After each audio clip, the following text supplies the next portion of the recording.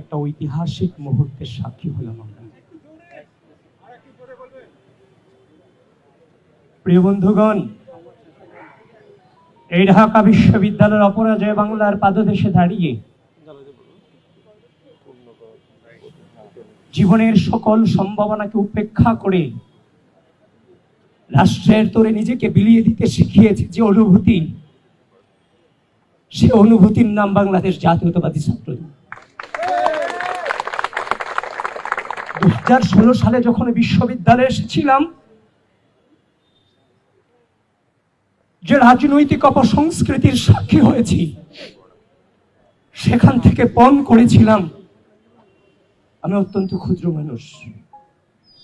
আমি পণ করেছিলাম হয়তো কোনোদিন এই ঢাকা বিশ্ববিদ্যালয়ের মাটিতে সুস্থ ধারার শ্রদ্ধা স্নেহের রাজনৈতিক সংস্কৃতির সূচনা হয়তো বা হবে।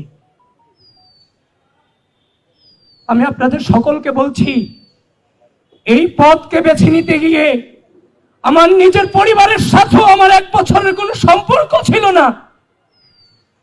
আমাদের জীবন থেকে জীবনের সামাজিক, রাজনৈতিক, অর্থনৈতিক, সাংস্কৃতিক, পারিবারিক সকল জীবনকে আমাদের থেকে কেড়ে নেওয়া হয়েছিল, কিন্তু আপোষ করিনি।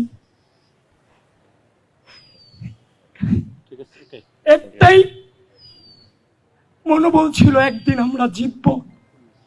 5 আগস্ট দাঁড়িয়ে চাংখার বলে যখন বলেছিলাম প্লিজ কেউ কাউকে ছেড়ে যায় না, সেদিন উপস্থিত ছাত্র জনতা কেউ ছেড়ে যায় নাই। বাচ্চা বাচ্চা ছেলেরা রক্ত দিয়ে এই অঙ্গীকার ধরে রেখেছিল। আজকে তাদের এই রক্তের বিনিময়ে অপরাজয় বাংলার পাদদেশে দাঁড়িয়ে একটি গণতান্ত্রিক বাংলাদেশ বিনির্মাণের সূচনা শুরু হয়েছে।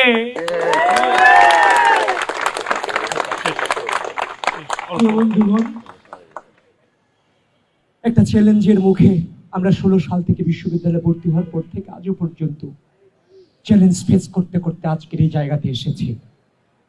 এটাও আমার জন্য অনেক বড় চ্যালেঞ্জ।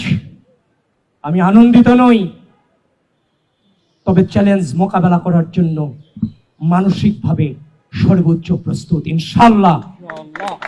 এবং সেই চাংখার পোলের মতো বলছি, আমরা আবারও বিজয়ী হব ইনশাআল্লাহ।